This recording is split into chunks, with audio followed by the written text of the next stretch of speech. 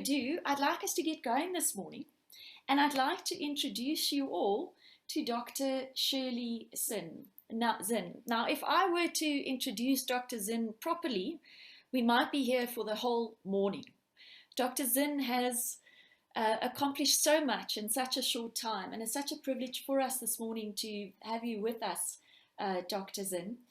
So Dr. Zinn hails from the Cape Flats in Cape Town, and actually started a professional career as a secondary school teacher of English.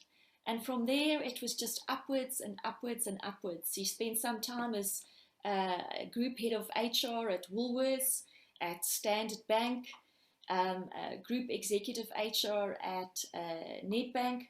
She also spent some time at SARS. And if you need tax advice, I suggest you do it after this webinar, not before or during. She's also held many high-profile board positions, and she's better known currently as an independent non-executive director on the boards of JSE-listed Sanlam, Sanlam Limited and Sanlam Life Insurance, MTN South Africa, Afrocentric, Advitech, and Spur. She also serves on the board of NPI and is the chair of LRNG Performance Architects. So if you thought that was enough, it's not. And Dr. Zinn also serves as a non-executive director on the boards of the World Wildlife Fund, and is also a member of Tuesday Consulting, Empowerment Capital, Knowledge Resources, Business Engage, the NPO Business Engage, and an executive director at Boston Consulting Group. Yes, I'd also like to know where she finds time to do all of this. For me, more interesting is Dr. Zinn's autobiography, which she published in 2015. And if you haven't read it, which I can recommend you do, it's called Swimming Upstream, and really focuses on Dr. Zinn's personal and professional journey. It makes for really uplifting reading. So if you haven't read it, go ahead and purchase the book. It's well worth your time. If you wanted to know something about Dr. Zinn that most people maybe don't know, it is that she also has completed 9 two-ocean marathons. Yes, 9 two-ocean marathons. And I understand that she's training to do more. So if you see Dr. Zinn on the road, be careful. Dr. Zinn might outrun you. So without further ado, Dr. Zinn, it's so lovely for us to have you today. Welcome, and we look forward to hearing from you. Thank you so much, Melanie, for that wonderful introduction. I really do appreciate it. I have to correct you, it's half marathon, just in case.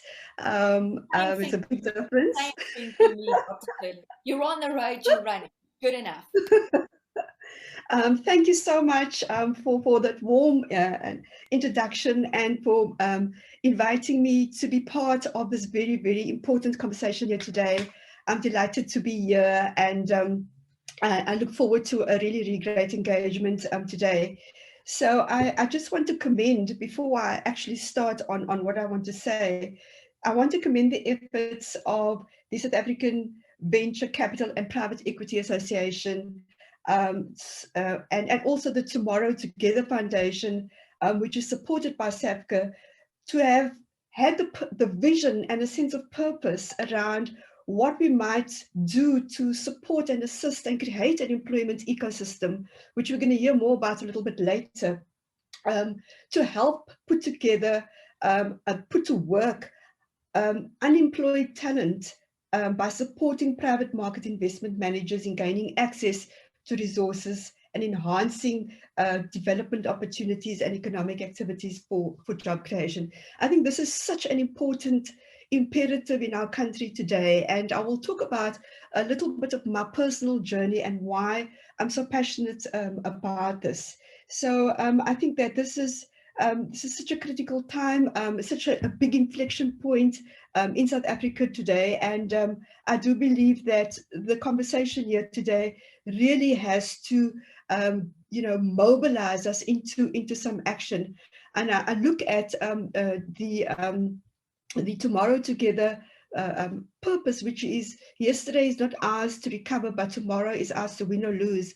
And I think that we are at an inflection point in our history in South Africa, given COVID, given unemployment, given our challenges around economic recovery and the success of our country. And so for us to be having this conversation today is really, really pivotal. Just a little bit about me. Melanie talked a little bit about my book, Swimming Upstream. It's really my own personal and professional journey. A book which I wrote took me, it was quite difficult to actually write in the end, but I'm glad that it's out because, well, it's been out since 2015 actually, but the essence of the book really is to tell a story that will inspire hope despite adversity, especially to our youth. And we know that we are in Youth Month right now, and I will come to some of the challenges that our youth are still battling with, especially when it comes to the matter of unemployment. So, so for me, I grew up, as you said, Melanie, in a place called Steenberg on the Cape Flats. For those of you from Cape Town, we just have a little bit of a sense. If you're coming from the airport and you get onto the M5 towards Muizenberg, it's probably about 5 k's or so from the Muizenberg Circle, which is beyond that you get to the beach. So on that corner, which is now called Joe Marks, it used to be called Concert Boulevard, and the M5, which is the Prince George Drive, you have Lavender Hill on the left, and you have the old Steenberg council houses on the right, which was really part of the apartheid spatial arrangements during the day, and part of the Group Areas Act. And a lot of people who were displaced out of District 6 and other places ended up in these kinds of spatial arrangements. And you know, I don't have to tell you about the socio-economic challenges there, which are incredibly dire right now. As we speak, we still have huge challenges in these areas, all related to unemployment, inequality, poverty, violence, gangsterism, alcohol, drugs, all of the challenges that you know, deeply are embedded in these communities. And you know, growing up as young girls, my sister and I, in this particular part of Cape Town, you know, was really, really tough. And when I mean, I have to go back there often because I have lots of friends and family are still there. But the point of writing this book was really to share some of my experience. So I want to just give you a quick snapshot of what that is and why, and what that has got to do with what we're trying to do today. I think that growing up in an area like that, and also, okay, so I just need to tell you when I was born to give you that context as well, because that's an important data point. I was born in 1961, right? My parents didn't finish high school, but somehow understood the importance of education, and that education was going to be the thing that will finally liberate us. And so at a very early age, and this is why early childhood education is also important for me, at a very, very early age, my father started to talk to us about not getting sucked into this place, making sure we choose our friends wisely, making sure that we make something of nothing, and that this was the very best that they could actually offer us right now, but that we must continue to learn. And I said to him after a while of having this kind of conversation, I said to him, what is it that you really would like us to achieve? And he said to us, just please, will you get your matric? Okay. And it started a little buzz in me to say, all right, I think I can do this. But I mean, I don't have to tell you the statistics for children who get on, learners who get on at grade 1 and those who get off at grade 12, there is a huge, huge gap of drop off during this period. And so for girls like us coming from an environment like this, I think the number is incredibly higher there. But nonetheless, my mother, on the other hand, was more about values of respect, integrity, values of working hard. My mother didn't know anything about Aristotle, but she did say, do what you do to the very best of your ability. You don't have to be perfect. Just do everything you do as best as you can. It's no good just working hard. You've got to do things well. And so from a very early age, these pearls of wisdom became a foundation of what drove me to make the choices I did. I think perhaps one other element, one or two other elements, I think the element of humility, and not a kind of humility and empathy that is a weakness, but a humility and empathy that enables us to question our assumptions, rethink our positions, get up when we are down. And that humility is very, very, very important in a world where we see so much arrogance, so much concern for self as opposed to concern for nation building and so on. So this was very, very important. And perhaps one other thing that she left with us is the importance of gratitude and kindness to people. And I know that all of these things are soft things, they're fluffy things. And I remember sitting in boardrooms and trying to talk about care, care for the environment, care for people, and people would roll their eyes backwards and say, we're running a business here, come on, you know. But now I think that the smarter organizations have begun to figure out the necessity for what was then called soft skills, which are now the hard skills. So for me, vision and values and purpose became very, very important at a very early age. We went to a school up the road called Squeal Primary, about a kilometer or so. We had to walk, my sister and I, up John Marks. Became quite dangerous at some points. So we stayed with my grandmother on the other side of the school, and of course young girls living with their grandparents, and I'm very grateful for that. And I think many of us have extended family stories, but she was the one that instilled things like discipline and diligence and dedication and determination in us. I always want to give her credit for those 4Ds. But because if you say you're going to be there at 5 o'clock, do not come at 5 minutes past 5, and because you're late and you won't play tomorrow. So that was all part of it. So I'm very grateful for all of those lessons. And then of course I went to South Peninsula High. I finally got to matric in 1979. Of course, we lived through the challenges of 1976, and we just coming off, through Youth Month now. I was in Standard 7, what was Standard 7 then, it's grade 9 now. And I started to link the dots between the economy, the political regime of the day, my own socio-economic challenges, and the importance of education in all of that. And I think that model has played a very important role in my journey as well. So of course, there are two teachers. I'm incredibly daunted. I'm in matric. This is the big goal. This is what I promised I would achieve. And of course, I was there now. So these two teachers sat me down, Mr. Najjar, Mr. Isaacs. Some of you might or might not know them, but they sat me down and they said, you know what? You're not the brightest bee in the pod, but guess what? You have the potential to do much, much more than you think is possible.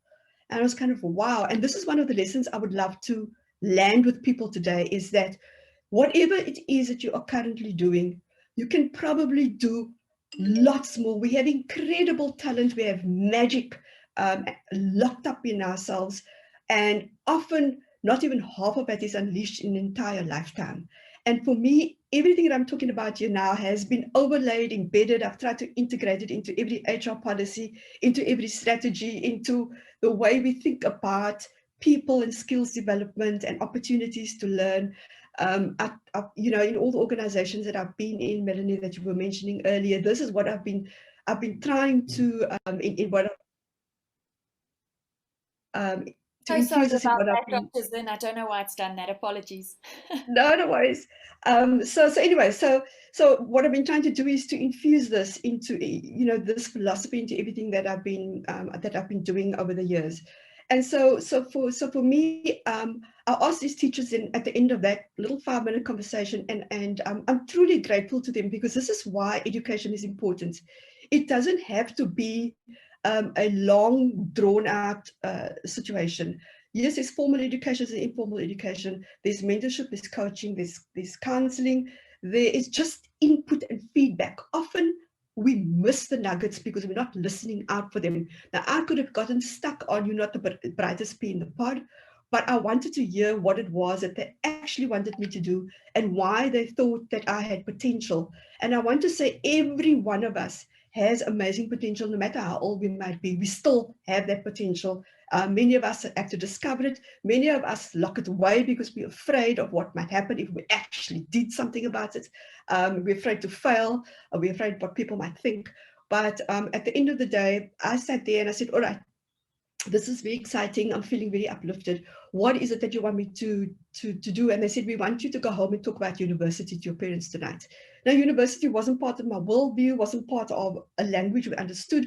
All we knew is that it was going to be expensive and take time and money that we didn't have. And of course, that was what the brunt of the conversation was at night with my parents.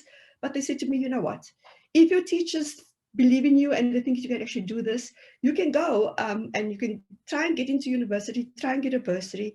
But you're going to do your chores in the house. You're going to do your weekend job at Pick and Pay at Kenilworth Centre or wherever you want, whatever it is. That's what the reality was back then. So I went back to the school the next day and they helped me to apply for university and helped me to apply for a government bursary, which at the time you could get if you were going to choose to be a teacher, I think a nurse or social worker. I think those are the categories. And I didn't have a lot of time, so I just ticked the teacher box and I thought, this is the first step for me. So already then, now a few days later, after this conversation that I'm having, I'm thinking about this will be the first step.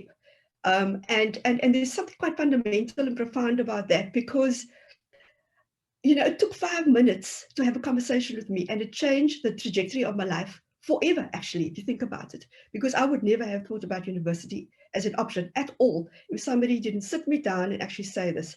So a 5-minute conversation can change the life of a young person quite fundamentally and actually forever. So, so I'm grateful for those teachers for what they did. And so, of course, one thing led to the next. I kind of realized, okay, I can continue to study. I'm not advocating that everybody does all of the degrees and stuff that I did, but I am advocating that we all need to commit to continue to learn. The world is changing at pace, and none of us knows everything at any given point. So we need to continue to learn. We need to learn from peers. We need to learn from our own research. We need to read. We need to come to webinars like this. We need a network, and this is where the Southern Africa Venture Capital and Private Equity Association can play a role in ensuring that it creates these networks for these kinds of conversations to happen, and it supports the foundations, the foundation like the Tomorrow Together Foundation, to enable these kinds of opportunities to happen. So just racing quickly through the last bits of the story. I taught for my required 4 years. I taught English at Groenplace Secondary in Lansdowne in Cape Town, and again I was a first year student in 1980 at UWC, and I was a teacher at a school in a tough area also when we had those huge educational uprisings in 1980 and 1985.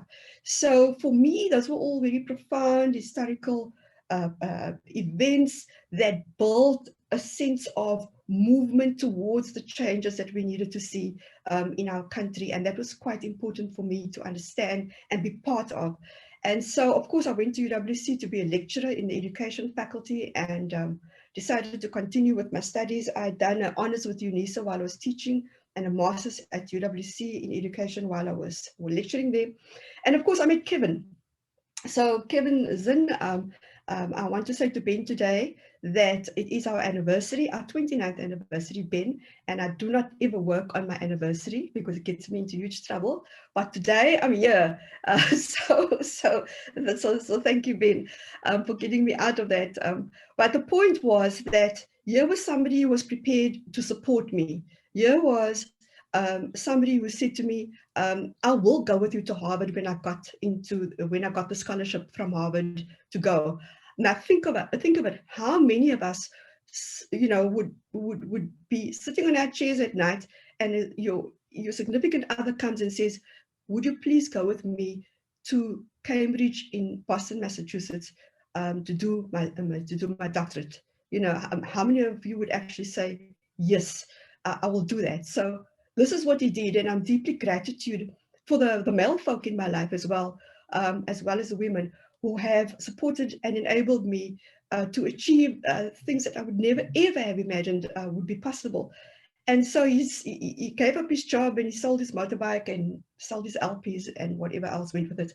And he came along with me. I had a scholarship, the Harvard South African Fellowship. You can Google that if you want. It's still around. It sends 5 people every year, fully paid on on some other program to Harvard. So I got into that. So I did a second master's. And then I had a most amazing supervisor. And here's another big lesson I want to say to people. You know, we inherit a lot of people in life. We inherit colleagues, family, friends.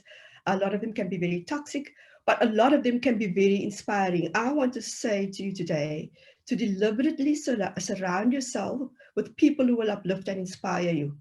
This is very important. We become like the people we spend the time with. So it's very, very important to deliberately pick the people that you want to spend most of your time with, and people who will propel you forward, people who will hold up a mirror, people who will help you to be, you know, to be the very best that you can be. And so it's very, very fortunate from that perspective. And so, of course, Kevin went with me and we battled through the doctorate. It was very tough.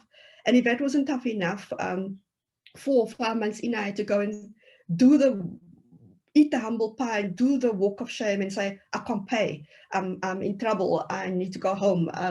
And so they pulled at my results and they said, if you continue to perform in this way, we will assist you with your tuition. You'll have 3 teaching fellowships and you should live. But you're going to come back here every 6 months and we're going to monitor your performance and we will tell you whether you can continue or not.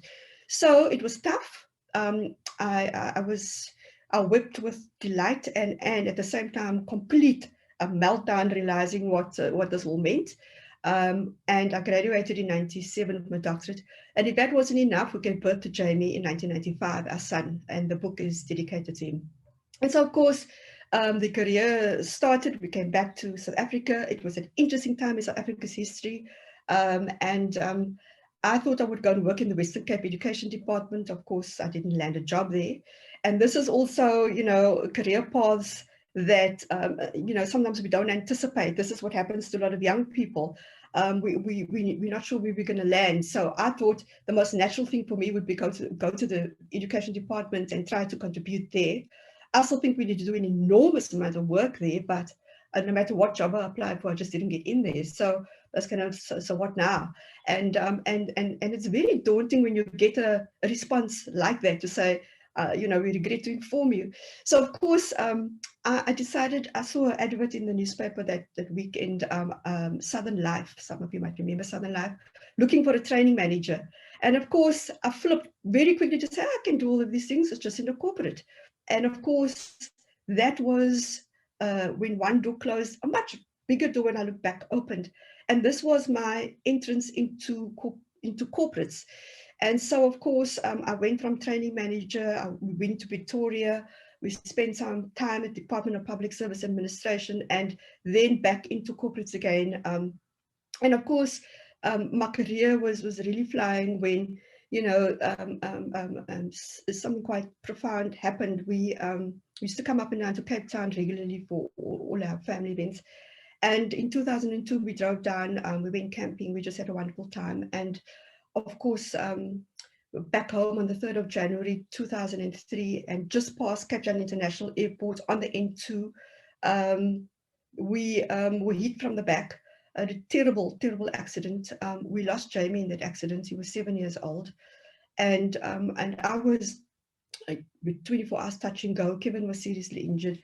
But the point is that this is a single devastating thing that has happened in our lives. And it felt like my life had come down to the best of times and the worst of times. So yes, we have despair, we have tragedy, we have adversity. But what I was to discover, we also have resilience within ourselves. We have a huge ability to overcome trauma, tragedy, and emerge even stronger and not less diminished. And we have to continue to remain hopeful and focus on our future goals. And so, of course, this whole thing set me back seriously. I needed to get help. It was hugely devastating. It still is in many ways. But I had to learn to get up and put one foot in front of the other. The important thing, and even today in this current COVID environment, people need help. This wellness thing has become a board issue right now. It is impacting on the psyche of our people, the length of this pandemic, the stress, the loss, the grief, all of that combined with unemployment and poverty and the inability to find jobs. It's an incredibly disastrous cocktail, if we cannot cannot help people through a situation like this. And I, when I worked through that healing process, realized that I have to live my life with meaning and purpose every day. And that is why purposeful leadership that is values-based, leadership that is empathetic, but can still get results, because we often think if we're overly empathetic, we don't get results. But I just want to encourage all of us here today that we live in a world where there are some serious dire straits. And I want to say that those people that we surround ourselves with, that I talked about earlier on, are absolutely critical. And we are those people, actually, if you think about what we are trying to achieve here. So anyway, I will kind of round off the personal journey to say I was very fortunate to be able to pick myself up. My first job after that was at the South African Revenue Services, rebuilding my confidence, and moving forward from there, coming back to Cape Town and getting, well, anyway, after SARS at Nedbank, Standard Bank, coming back to Cape Town, there was Woolies, and now I've served as an independent non-executive on a few boards, as you were saying, and try to do these kinds of conversations in order to support work of the nature that you are trying to do here in your Tomorrow Together Foundation, and also as SAVCA. So I really do want to commend you for that. And as I close, I do want to say that we're in the month of June, and we're in a third wave once again. Well, not once again, but another layer of complexity on top of multiple complexities that we are facing in this world. This year marks the 45th anniversary of the 16th of June 1976, and what we do see is growing youth unemployment. And we need to work on an inclusive and transformed society. So what are the strides we are taking to ensure that our youth have better opportunities for employment in South Africa? How can I replicate this journey that I've been on? Despite all the adversity, despite the trauma and the tragedy and the pain, how do we find ways to help people through this? And young people are struggling. The statistics are stark. If you look at, and I don't need to tell you because you know this, within the youth, 15 to 24 years, the most vulnerable in labor market, unemployment rate is 63% currently. And COVID has exacerbated and amplified this, as is load shedding and vaccination speed. So it just seems to be a space that we can do an enormous amount of work in. And we also know now that a young person's ability to find a job doesn't only depend on the skills that they have, but also on whether the labor market is creating sufficient demand for employees. And I'm sure that will be a matter of debate later on. So no matter how well a program trains and supports a young person, if there are limited jobs, you're likely to be employed. So getting the whole value chain of the economy working, economically active people in play, preparing them, or I'm deliberately trying to put in place an ecosystem like you are to ensure employment happens. This is a very, very important element here. And it's crucial that funders, policymakers, and those working on youth employment interventions evaluate and invest in programs on the basis of their ability to keep young people positively orientated towards the labor market. It seems that the indicators are that job resilience, promoting self-esteem and efficacy, and reducing encouragement or discouragement rather, is what we need to be working on, as well as the technical skills and the skills for the job. We also need to be working on the inner skills, the resilience, the tenacity, the self-care. And so I think that we have valuable talent and untapped potential in our youth. And I think that everything is interconnected. Inequality, poverty, unemployment, and COVID, and all of these things are interconnected, but they're also an opportunity for us to say, what difference can we make in this environment? And how do we create stable income opportunities for our youth? And as industry experts, given our proven track records, etc., we are able to provide business, vocational, entrepreneurial, and leadership skills that have social impact, that are sustainable. And so I'm going to stop there now. There are many things that I want to raise, and I want to talk just touch briefly, perhaps, as I finish here. Moving from self-interest to higher purpose, playing a role despite our circumstances, a movement for good, as we were saying. And it's not just about the money and compliance. It's really about true support. And I happen to serve also on the board of Empowerment Capital. Some of you might be familiar with that. This is also about transforming lives through investment, and we can talk more about that. I do believe that education is a key lever, and I remember very clearly in the struggle of the 80s talking about each one teach one. If we can just do that, we will have come a very, very long way. So in terms of a call to action, I want to say, as long as poverty, injustice, and gross inequality exists, none of us can really rest. And that is not me, that is Madiba that said that. Creating more opportunities for young people and supporting young people to access this opportunities has to be a priority for us. This youth unemployment crisis requires innovative thinking and stronger partnerships across society.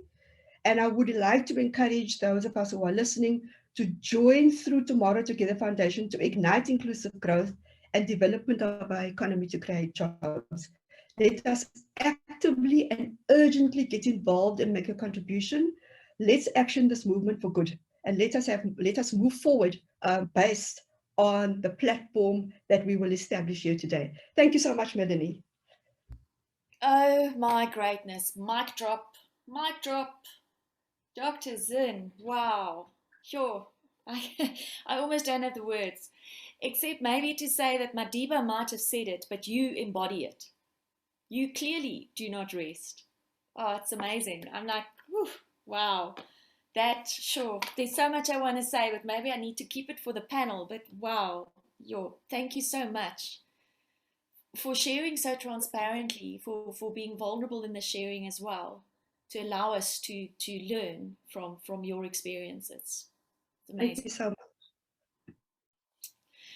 Sure. Okay. So I just need a moment to just breathe in and out after hearing all of that. We're gonna move into the panel discussion now, but before we move into the panel discussion, I thought what we could do is we could just sure, I'm just trying to calm down. My heart's beating at top rate speeds. Yeah, maybe it's a good thing we're playing the video. I just want to play a quick video, an introduction of the first project that the Tomorrow Together Foundation will look at, and really which is the Employment Ecosystem Project, just to get us in the right frame of mind to start our panel discussion. So I'm going to play the video, and as always, if something isn't working, just shout and we'll fix it.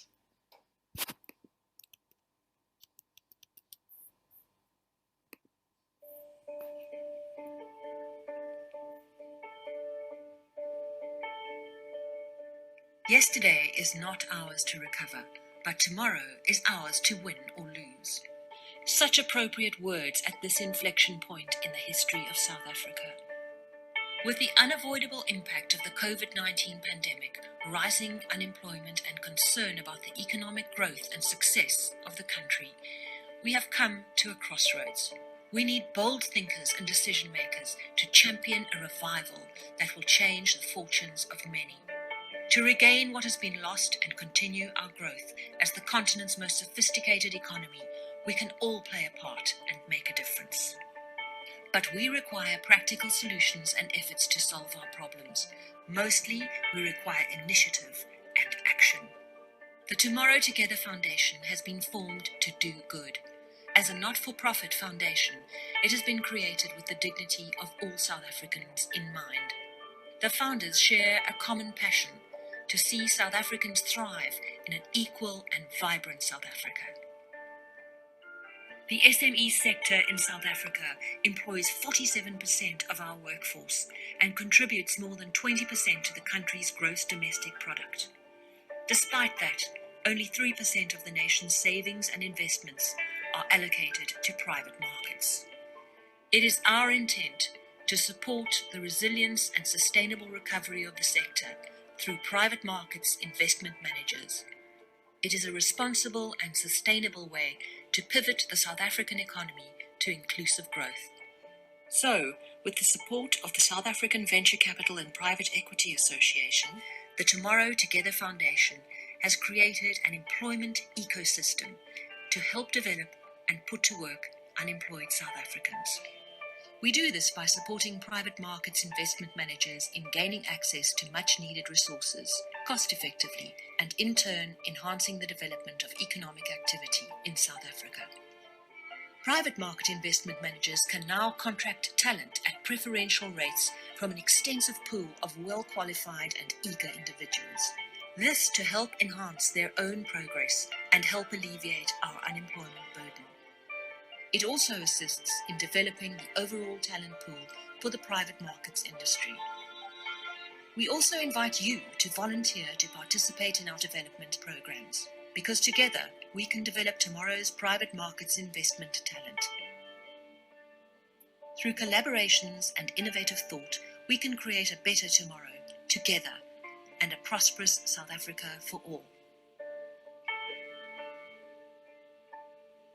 Please contact the Tomorrow Together Foundation to find out more.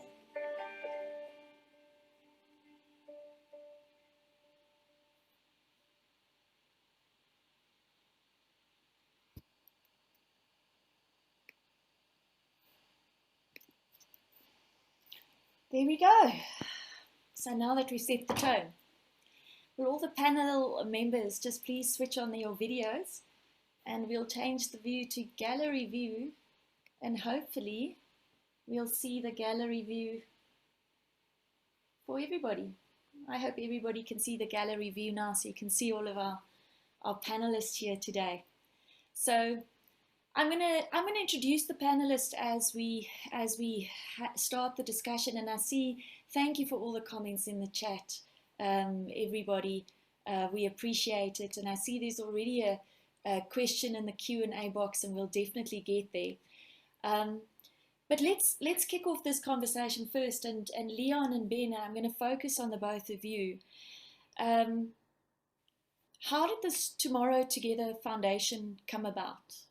Where did it start? And what are you looking to achieve through it? Leon? Cheers. Thanks, Mel, and thank you, Dr. Zinn, for that talk. It was truly inspiring, and I think so much aligned with what the foundation is all about at the end of the day as well.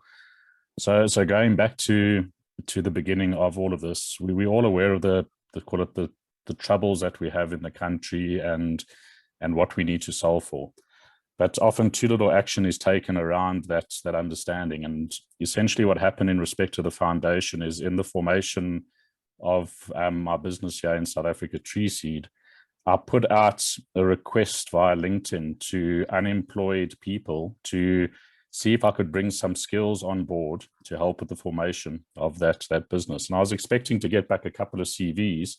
And before you knew it, I was just receiving CV upon CV from people requesting assistance. And a lot of those CVs were graduates 2 years out of university struggling to find work.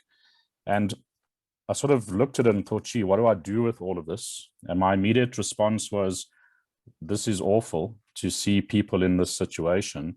And I was about to leave it, essentially, as my behavior always would have been sort of in the past.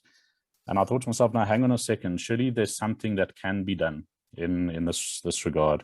So I reached out to Ben, and I had the discussion with him. I remember it was one Sunday afternoon late, and we quickly brainstormed around it, put a little presentation together around what we could possibly do, and spoke about who we could rope in to try to assist to help these individuals. And that was really the birth of the foundation. And to be entirely honest with you, I wasn't expecting much. That's the reality. That's where my mind was at the end of the day. But what has just struck me through this process that we've been through over the last couple of months, and it's aligned with what Shirley was saying, is that we ultimately have the potential to do so much more. That's the reality. And what stops us is taking that step, actually doing something about it, taking action around these kind of issues. And I think, if anything, the foundation to me is about these individuals. It's about solving these problems. But at the end of the day, it's really about hopefully setting some kind of an example for others to follow, because we can only achieve so much, hopefully with the support of everyone that's also listening today.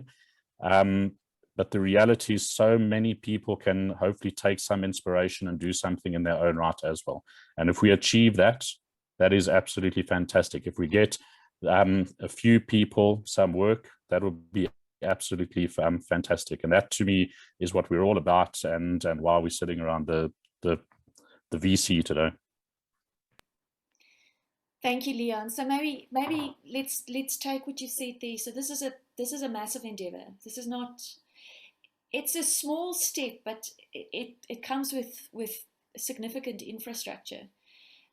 So Ben, when Leon approached you, what were your immediate thoughts? Were you going, "This is crazy," or did you just turn around and say, "We got to do it"? And why choose the private market space to prove the blueprint? Yeah, thank you, Melanie. Like any married couple, apparently there's two sides to the story. So Leon just omitted the real beginning.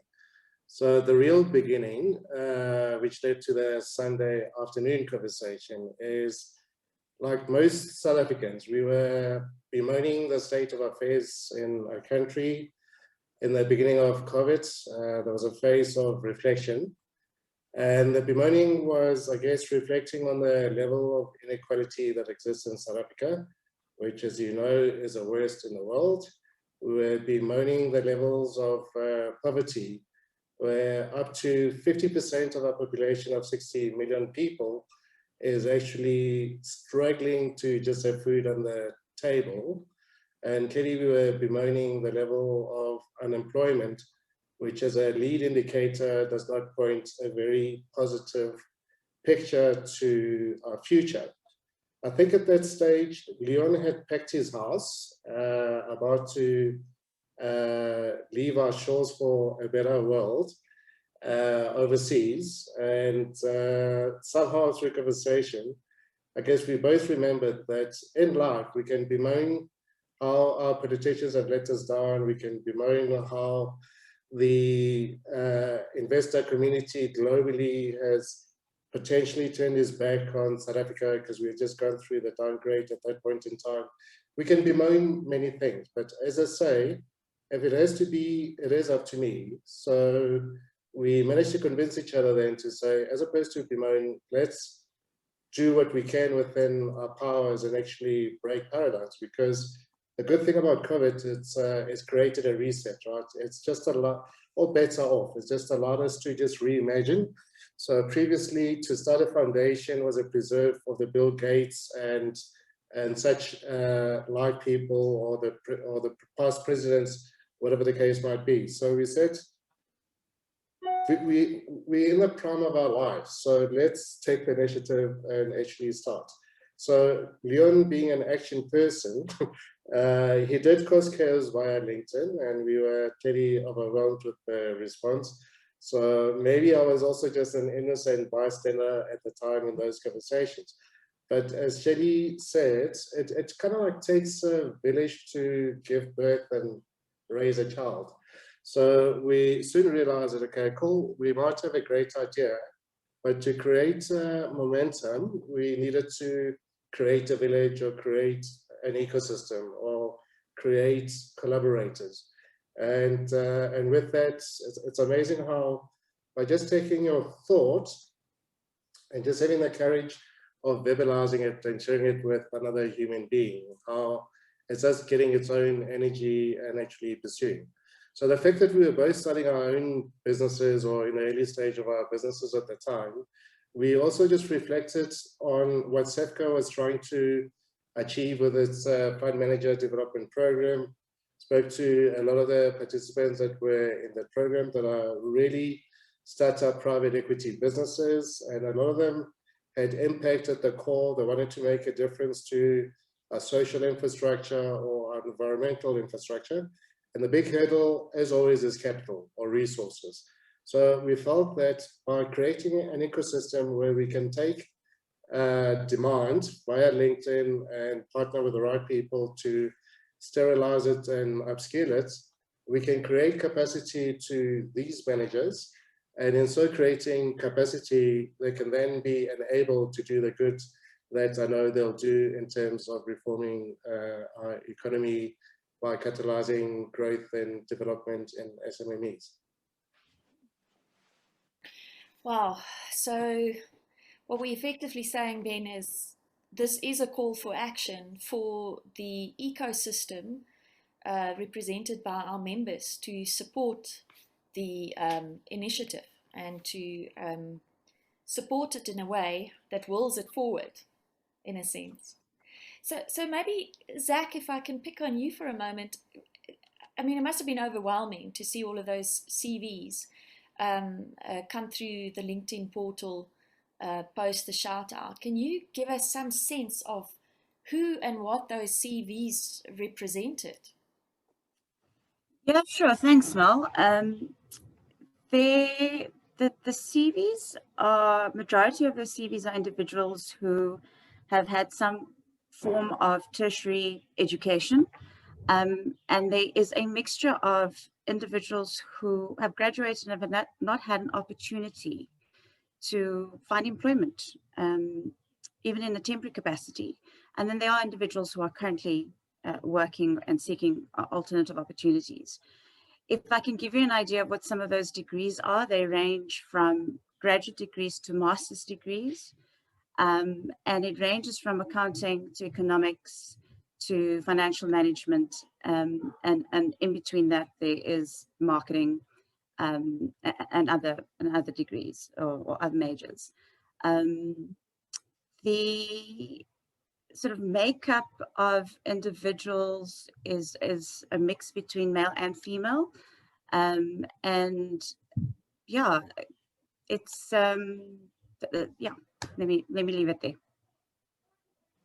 So very clearly, we're looking at well-qualified individuals in that youth section or area that Shirley was referring to in her keynote, that are looking for employment. And they could potentially find a spot in our ecosystem, the private markets ecosystem. So Tumeka, you provide services into this ecosystem. What would this type of initiative mean to you as a provider or a service provider into this ecosystem? What would this initiative mean for you in terms of being able to take advantage of the candidates that will be verified and checked through the foundation, but also what does it mean for you in terms of the participant in the ecosystem to support the foundation and its endeavors? Thanks, Melanie. So, I mean, my firm, we're a training firm, so we train chartered accountants already. So we sort of are in the, I suppose I could call it the early stages of that ecosystem already. We look at a lot of graduates, and I can relate to what Zach is saying in terms of the CVs that come through. I mean, we're not a recruiter, but people just approach us because they know that given the type of firm we are likely to take graduates, you know, so we get maybe 2 to 3 emails a week. And I know it doesn't sound like a lot, but I actually think it's a lot considering that at least about, I mean, if I think about 80% of them have an undergraduate already within accounting space, and about 50% have a postgraduate, whether it's specifically the CA specific one being the CTA or some other accounting or audit or internal audit postgraduate. So I think that for me is the big shock. I know we have an unemployment, a big issue here in the country, but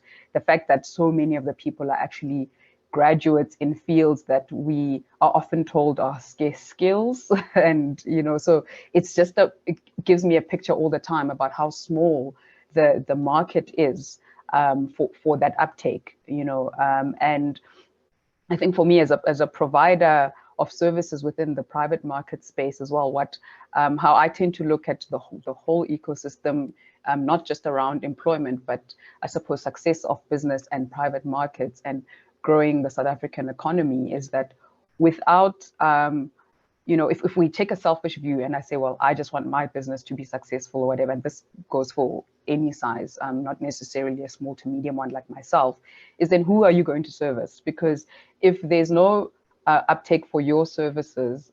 If other businesses are not growing, are not succeeding, people do not need or require your services. So eventually you have no sustainability. So, you know, there needs to be growth through the whole pipeline of businesses, so that I can service, you know, a certain type of business. And let's say if you are retail, who are your customers? It's your society, it's your community. So everybody needs to be prospering, and without jobs, none of those people can actually take part in the economy and industry. So I think for me, this is a really good initiative, because I think, obviously, as I said, being a training office, we're already in that, you know, mindset of having to train people, because I can't do everything myself. I can't do everything just only with my partners. If I'm not training talent who's able to do what I can do to free me up to try and get more business and, you know, just keep the cycle going, we're not going to go anywhere. And I think businesses that maybe are not always in training mode, sometimes, you know, we need to go back to that and realize that we can only grow skills by, you know, those of us who have certain skills, training graduates, because, you know, you're having, I mean, I get applications from people who graduated 5 years ago, but have been sitting and now are having to compete with 5 years extra of graduates who have also no experience, but, you know, are sort of fresher in a technical sense, if I can call it that, you know. So it just gets tougher and tougher the longer that a person does not get access to the market to actually use the skills that they've learned, the technical skills that they've learned in their degree, and sort of make them more practical. So for me, this is really good. And I'm hoping that, you know, it will help, you know, feed into the market and the growth of the economy in general.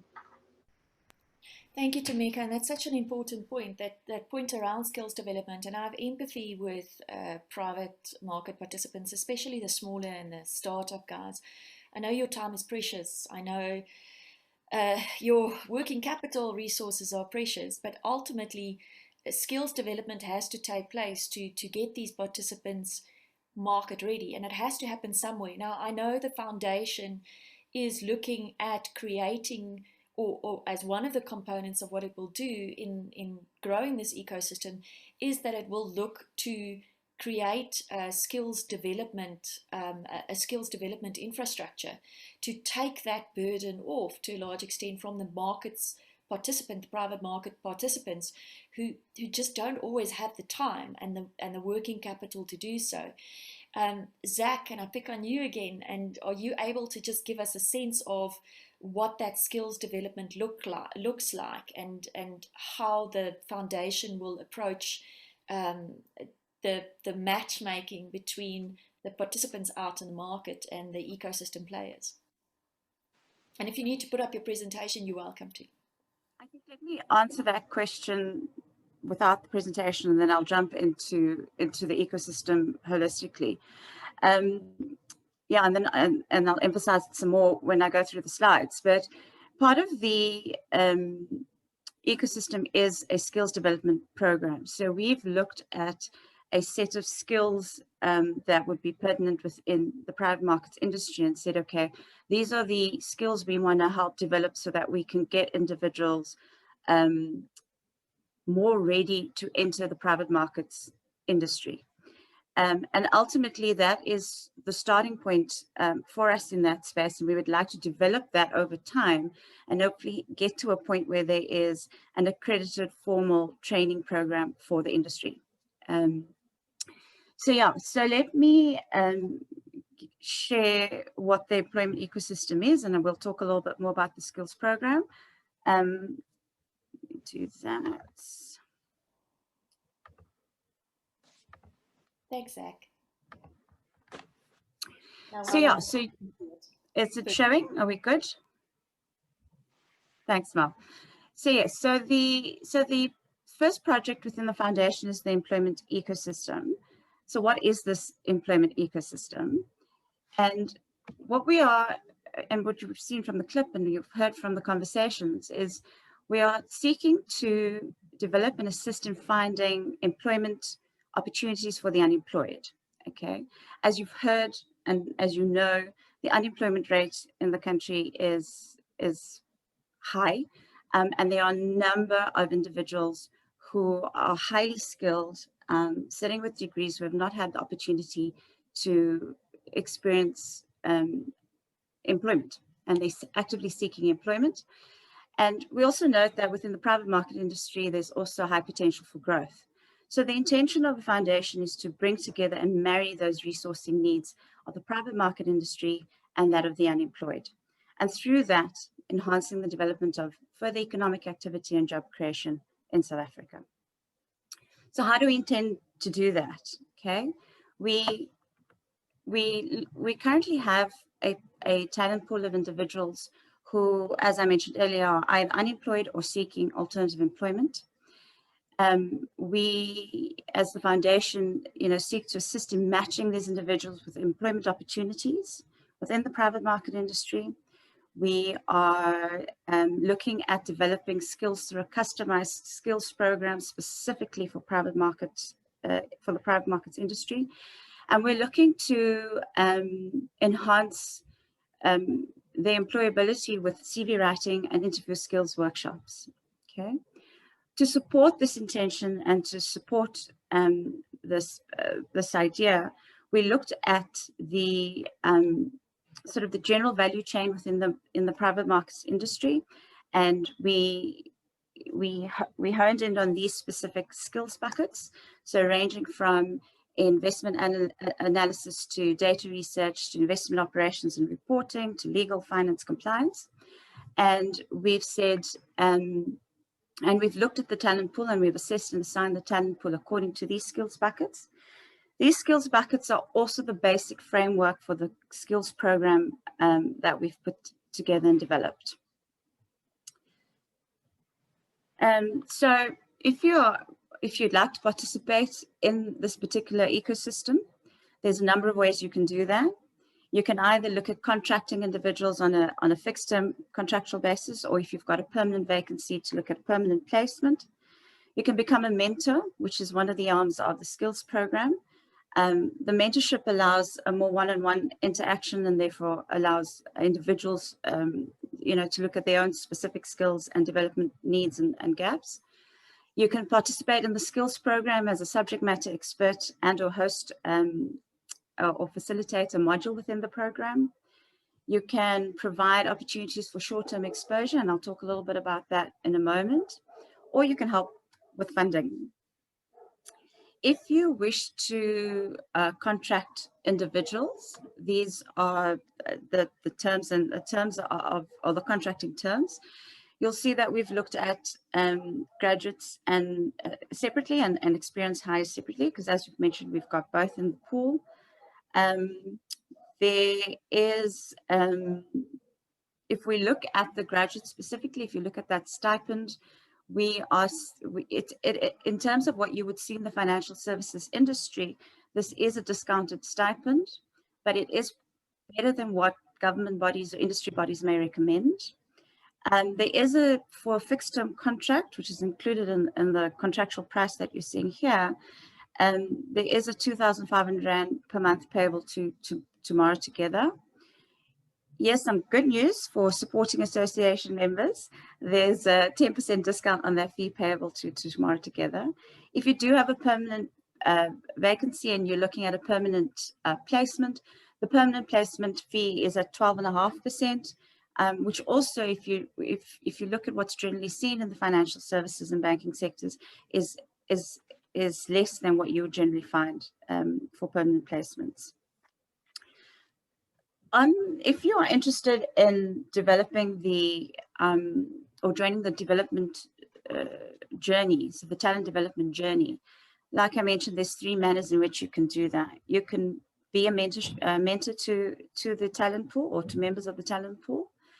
You could become a subject matter expert within the skills development program, or you could provide opportunities for short-term exposure. So what we mean by short-term exposure, think students going into companies and doing VAC work. And the reason for this is that we were trying to find a holistic manner in which we could help develop those skills for the private market industry. Okay, So what are the benefits to participants in the private market industry? You get access to these candidates. We will do relevant checks for you. There's flexibility in the use of the talent pool in terms of the contracting options. There are preferential rates. But I think really key is that there's an opportunity to build the skills base for the industry. And also it provides you an opportunity to experience or be exposed to candidates firsthand. But more than that, I think it's an opportunity to support the industry as a whole and to support the South African economy.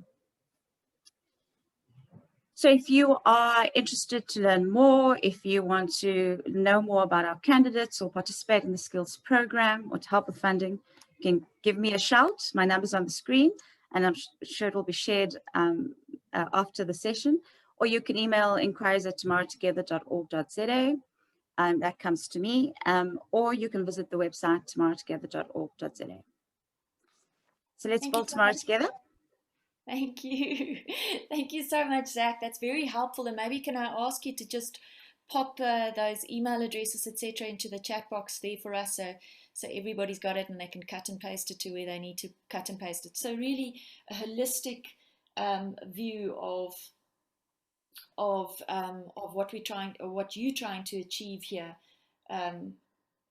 building all the elements into the infrastructure to make sure that it can succeed, and it isn't just left there to play on its own and try and swim. It's a holistic approach, you know, support each element together.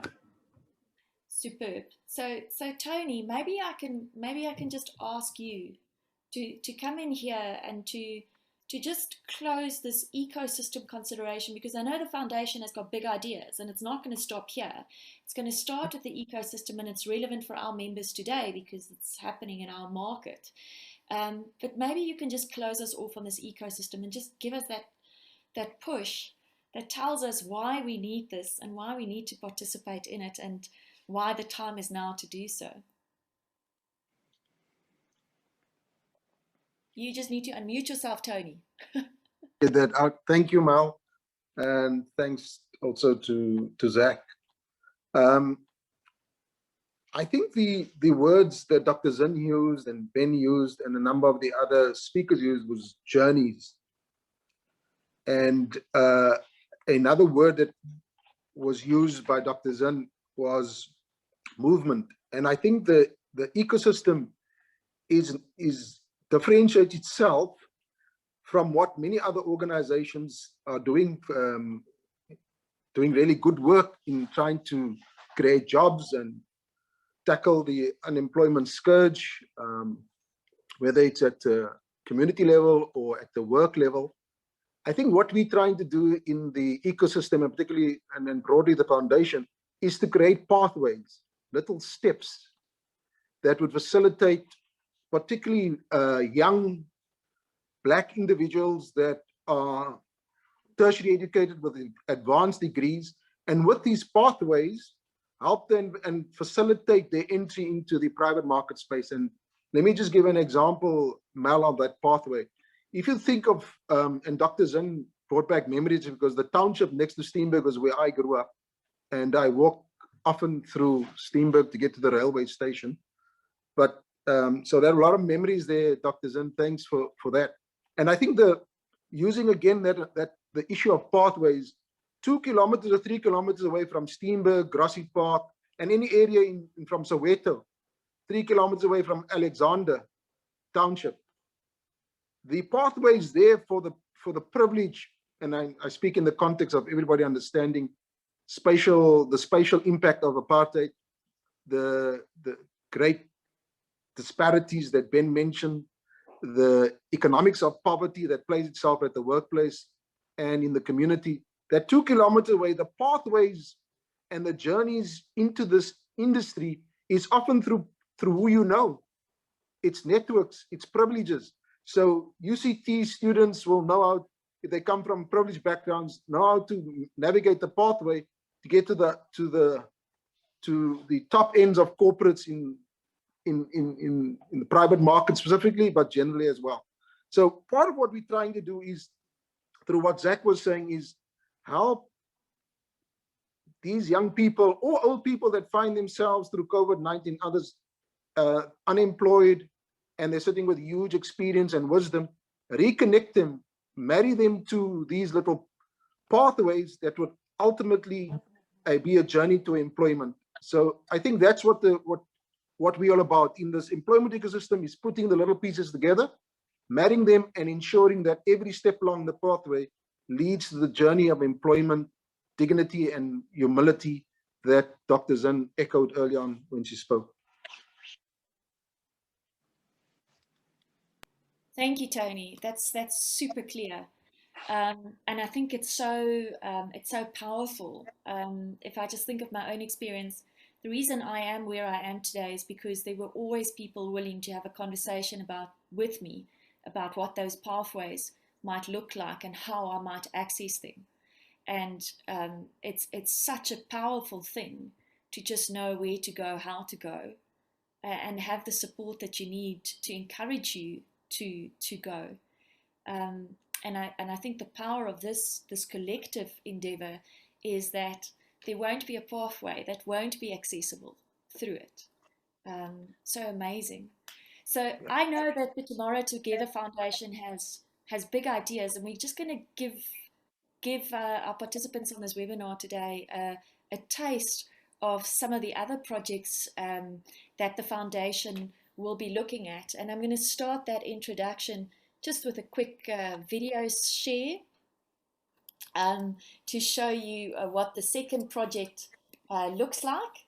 And then I'm going to ask Richard to just give us a quick overview of that project.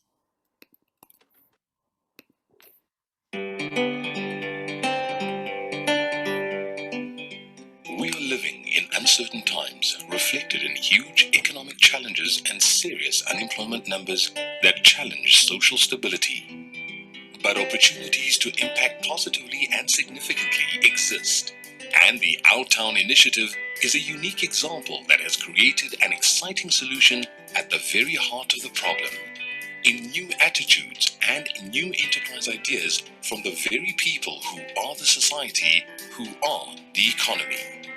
South Africa is blessed with hundreds of small towns, each like a reprogrammable chip. Each with underutilized and unused features that could be assets in imagining and creating new enterprises. From empty repurposable buildings to dams and rivers, agricultural value-add products, botanical assets, and much more, just waiting to be unlocked as assets in new ideas. But the most valuable feature is the people. People who all have ideas, imaginations, local knowledge, experience, and skills. They are the key asset, from farmers and pharmacists to carpenters and cooks, builders and their kids, who've all seen Elon Musk's rocket to Mars on YouTube or Jerusalem becoming the biggest feel-good sensation in the world. Many of South Africa's most famous people and the founders of many of South Africa's most successful companies have come from small towns. These small towns, with their thousands of residents, many of whom are attending universities in South Africa and abroad, are potential investment nodes filled with people, possibility, imaginations, assets, and ideas. And all it takes is an intervention that unlocks their potential. The answers lie in the ideas and the new attitudes. The keys are invigorating and unlocking people's imaginations, seeing purpose and possibility. Our Town is that intervention, a methodology and plan that can turn on the engines of small town imagination and potential. Its strength lying in the scalability, from the pilot towns as beacons to any other towns anyway. Through a whole town process of perception, attitude, and behavior change, using a mix of methods including convergent media and facilitated workshopping, the program identifies and unlocks ideas which are analyzed for possibility, then packaged and offered as options to investors or possible partners. Working with churches and local universities, business schools, associations, civic and community leaders, local business and agriculture, The Our Town initiative will identify and unlock the possibilities that lie untapped across South Africa, starting with the pilot towns.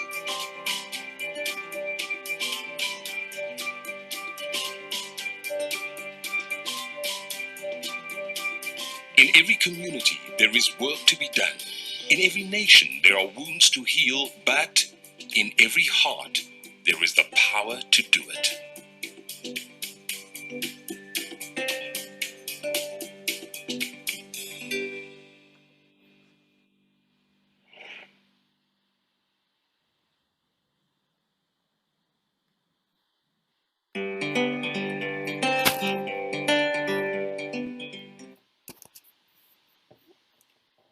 Sure, another big project. Richard, Hi. you've elected to partner with the foundation on this project.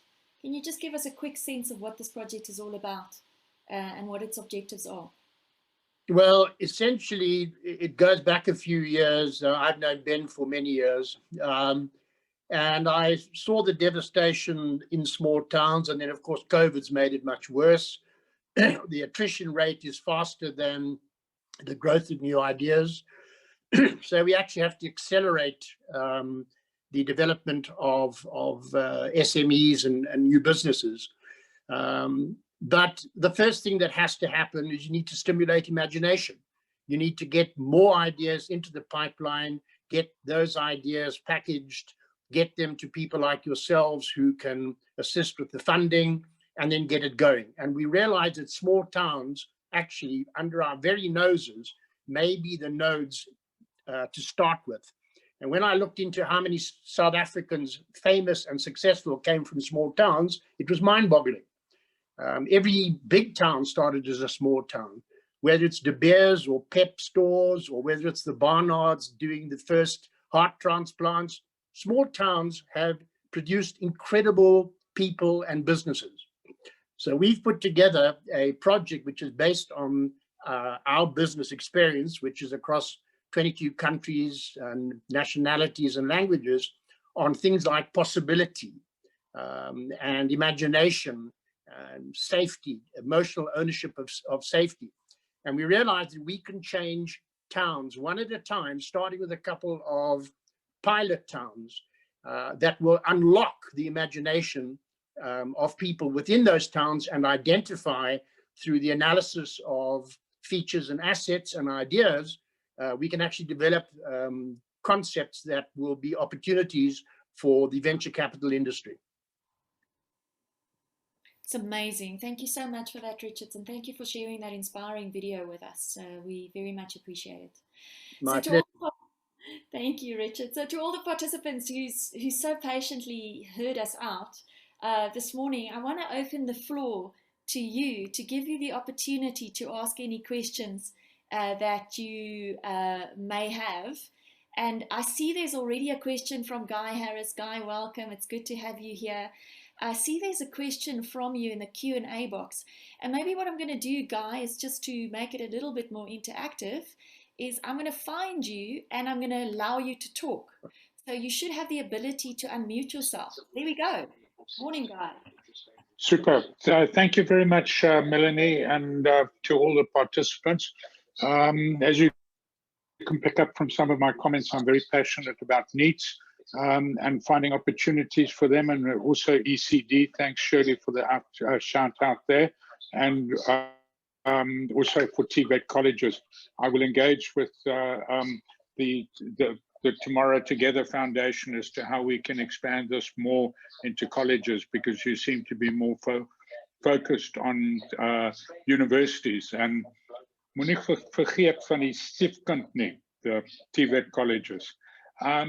But really what I think is important is that we have some kind of a, sorry, I've just got something running in the background, that we have some kind of angel investor, patient capital type fund that TVET entrepreneurs can access.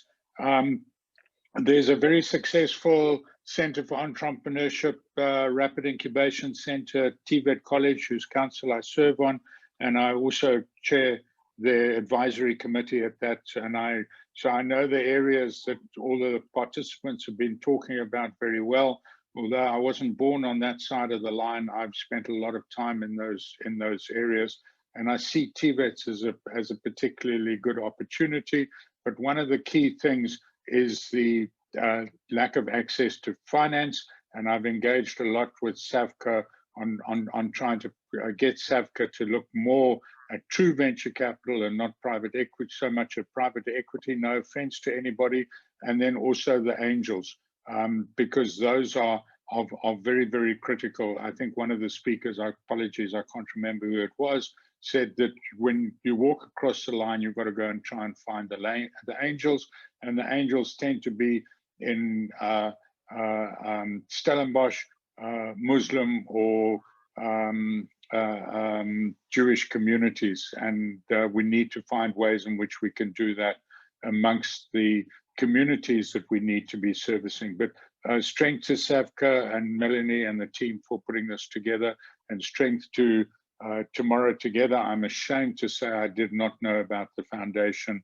And Richard, next time you can also mention Irvin Bell from Empangeni, who was the founder of Bell Equipment, so which I'm passionate about as well. So there's so much truth. Thank you very much for the opportunity. Apologies. No, thank you so much, Guy. You didn't know about the foundation because the foundation is brand spanking new. Isn't that right, Ben and Leon? Mel, if you don't mind, can I just maybe make a few comments with the very important issue that Guy is raising in terms of the capital debate? Please. So, Guy, as part of SAVCA, and I'll say general market, there's been clearly a lot of discourse to get Regulation 28 to be amended, and I think lots of advocacy has gone into that, and I think the process is quite well advanced.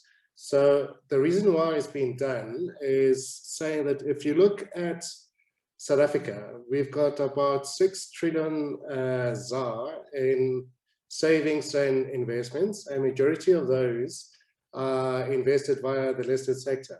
So if you buy the argument that our growth or the future of South Africa is squarely at the hands of the micro, small, and medium-sized enterprises as the biggest employer of employed people, I think the SME market really employs about 47% of the people. And then you look at the capital that's been allocated towards private markets, it's only 3% at the moment. So I think SAVCA's data points to only 850 billion ZAR compared to the pool of 6 trillion. So if you improve that 3% to 15%, we are now talking a lot of capital that will then be unleashed or made available to really ignite the economic growth and development. So the reason the foundation is also focused on supporting the private market managers is because we're recognizing that a lot of those mandates, as I said earlier, have got an impact agenda to them. So they're trying to create jobs, they're trying to advance gender equality, they're trying to generally encourage efficient energy utilization and. So by capacitating those managers who can then professionally manage the increased capital capacity, because we all bemoan the lack that money has been wasted, and we read about it in the Zondo Commission, etc., and through the municipalities reports done this week. So by capacitating those professional managers, we believe then that we can achieve far more sustainable economic reform. So our economy, as opposed to being, I suppose, biased to the oligopolies that currently exist, that have been supported over the years, we can start reforming to get a better balance so that South Africa's economy is more reflective of what we see in other successful developed economies in the world. So a very good point that you're raising. Yeah, and Ben, can I just add to that? I think what's crucial with the changes in legislation and the expectant flow of capital is that we accept that achieving impact does not come at the expense of return. And we need to engage as an industry in that respect. And ultimately, attracting this capital should be on the basis of targeting, measuring, and ultimately creating the right outcomes off the back of that. And we all as industry participants have the responsibility to ensure that this capital is put to good use at the end of the day. It's about developing the total ecosystem, not just sub-segments within the industry. Very true. Anybody else with any questions? Doesn't look like it. Feel free to put up your hand if you don't want to put anything in the chat box or in the Q&A box. Because if there are no further questions, what I'm going to ask is, I'm just going to ask all the participants just to give us a final close before I hand it over to Tony, just to send us off for the day. And I'm going to start with you, Leon. I'm just going to start from the left of my screen. Anything you want to just close off with before we leave here this morning? Yeah, I think just what's important is today is all about inviting others to participate. It's about collaboration. I mean, this is not a foundation formed by Ben and myself on a Sunday afternoon. It's that was just simply the igniting of something hopefully a lot more collaborative, that others can participate and ultimately own and be part of. And that's really the key message today, is join us and let's maximize the benefits that we can create in the industry. Thank you. Ben? Thanks, Melanie. I guess the final thought from me is maybe echo what the good doctor said earlier, to say, when I reflect on South Africa, I'll say we do not have a shortage of talent. Our challenge as South Africans is access. And access is really what the foundation is trying to do, as Tony articulated, in terms of creating pathways. And then I also want to encourage everyone, I guess, to self-reflect and actually take a little bit of ownership. So there are many ways that we can contribute to creating a better future for our children and grandkids. It doesn't just have to be about money. By giving of yourself and your talent, as Jenny said, you are giving and inspiring hope to the young kids. And it only takes 5 minutes to create momentum that can really create a better future for all of us. Thank you, Ben. Tameka?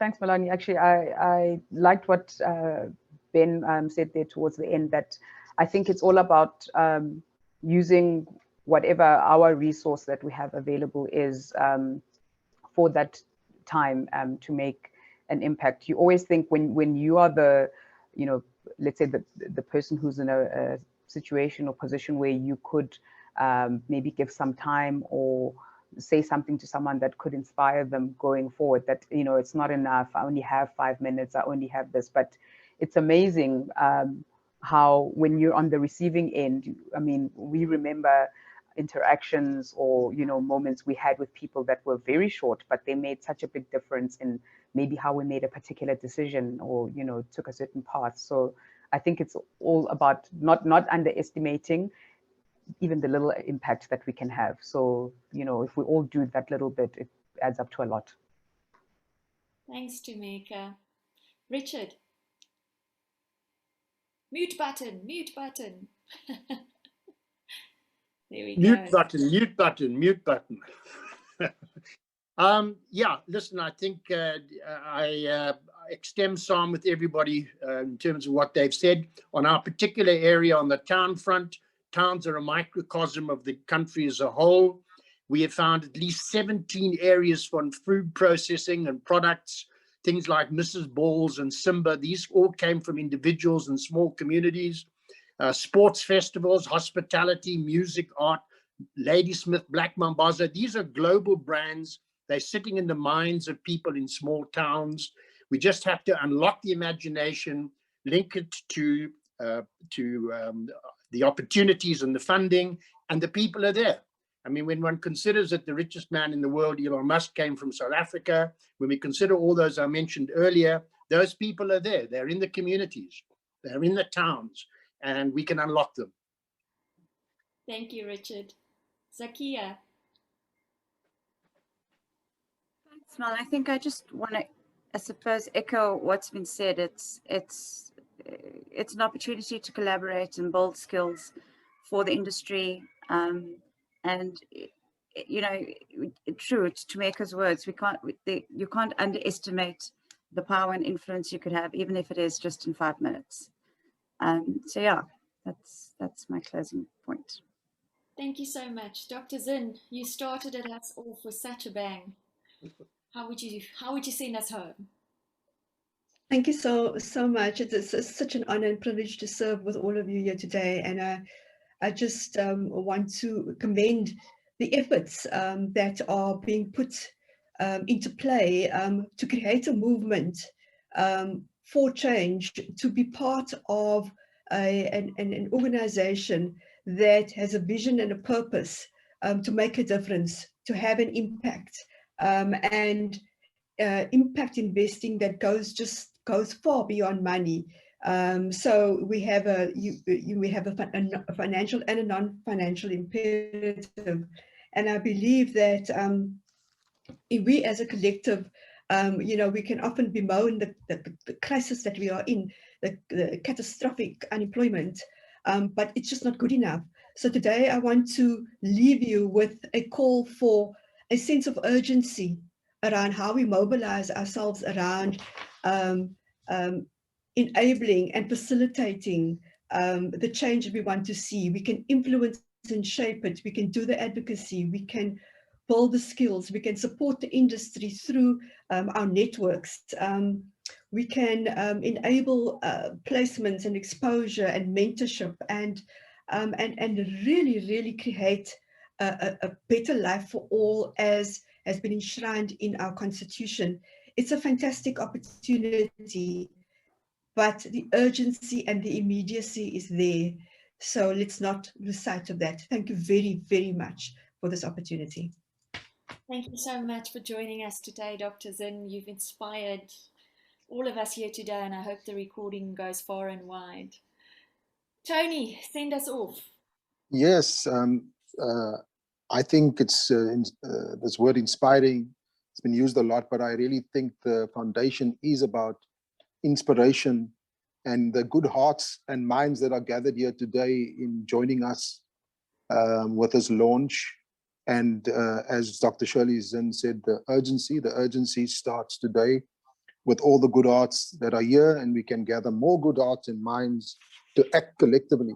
And I think it's really important that in acting collectively, collaboratively, we do that in the foundation with humility. We do that, and that's really important, right? When you serve others, when you serve the underserved, it has to be done with honor and dignity. And dignity works two ways: the dignity of the giver and the dignity of the receiver. And the foundation is really about that. It's serving the underserved. It's a call to action that Dr. Zinn and others have challenged us this morning. And in that call to action, we are suggesting that when we act and join hands, and we join hands in action together, we can make a better future for us collectively in South Africa, but also specifically in the private markets area that we spoke about this morning. We also call upon these good hearts and minds today, and the others that we're going to gather around into the future in creating this movement,